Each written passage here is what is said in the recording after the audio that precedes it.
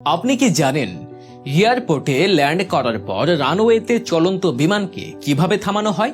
বিমান ল্যান্ড করার পর আর 10টা গাড়ির মতোই ব্রেক করে থামে এমনটা মনে করলেও ঘটনা আসলে ভিন্ন। বিমান মোটেও সাধারণ গাড়ির মতো ব্রেক করতে পারে না। তাহলে ল্যান্ড করার পর বিমান কিভাবে থামে? বিমানেও ব্রেকিং সিস্টেম রয়েছে এবং বিমানও ব্রেক করে, তবে সেটা অন্যভাবে। অনেকে যদিও প্রশ্ন তুলতে পারেন, বিমান তো আকাশ থেকে উড়ে এসে ল্যান্ড করে, তাহলে ব্রেক করার দরকার হবে কেন?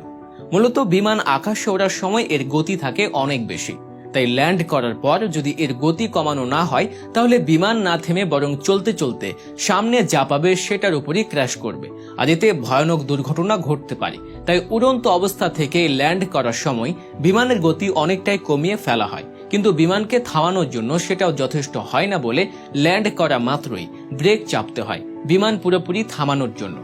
প্রশ্নটা এখানেই, বিমান ঠিক কিভাবে ব্রেক করে? বিমানে মূলত 3 ধরনের ব্রেক থাকে: উইং স্পয়লার, ডিস্ক ব্রেক এবং রিভার্স থার্স্ট। প্রথমেই বলি উইং স্পয়লারের কথা। ব্রেকিং ব্যবস্থাকে সাহায্য করার জন্য অনেক বিমানের উইং স্পয়লার ব্যবহার করা হয়। উইং স্পয়লার থাকে বিমানের উইং বা ডানায়। দুটো ডানাতেই উইং স্পয়লারের ব্যবস্থা থাকে। বিমান যখন ল্যান্ড করার সময় রানওয়েতে পা দেয় তখনই পাইলট বিমানের উইং স্পয়লার উঠিয়ে দেয়। এর মানে হচ্ছে ডানায় থাকা উইং স্পয়লার গুলো অনেকটা ঢাকনার মতো খুলে খাড়াভাবে দাঁড়িয়ে থাকে। পুরো রানওয়েতে বিমান না থামা পর্যন্ত এই উইং স্পয়লার গুলো উঠিয়ে রেখে দেয় পাইলট। বিমান যখন ল্যান্ড করার পরও দুরন্ত গতিতে এগোতে থাকে তখন উইং স্পয়লার এভাবে উঠে থাকার কারণে বাতাসের সঙ্গে ঘর্ষণের সৃষ্টি হয় এবং বাতাস বাধা দেয়, এতে অনেকটাই কমে যায় বিমানের গতি। এবার আসে ডিস্ক ব্রেক কিভাবে কাজ করে। বিমানের ডিস্ক ব্রেক সাধারণ যানবাহন বা গাড়ির ব্রেকের মতোই, তবে বিমানের ডিস্ক ব্রেককে আরো স্ট্র্যাটেজিক করে বানানো হয় যেন ল্যান্ড করার পর রানওয়েতে চলন্ত অবস্থায় ডিস্ক ব্রেক চাপলে চাকার উপর জোরে প্রেসার পড়ে এবং ঘূর্ণন চাকার সঙ্গে ব্রেকের ঘর্ষণ সৃষ্টির মাধ্যমে বিমানের গতি যেন কমে যায় অনেকাংশে। পাইলট যখন ফুট প্যাডেলে চাপ দেয় তখন একটা পিস্টন গিয়ে ঘুরন্ত চাকাকে চাপ প্রয়োগ করে। সাধারণত অটোমোবাইল ব্রেকের মতোই এই কারিগরি ব্যবস্থা। বিমানের সর্বশেষ ব্রেকিং সিস্টেম হচ্ছে রিভার্স থার্স্ট।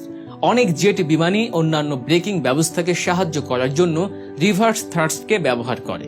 এই রিভার্স থার্স্ট হচ্ছে এমন এক সিস্টেম যার মাধ্যমে বিমান ইঞ্জিনের থ্রাস্টকে উল্টোভাবে চালানো হয়।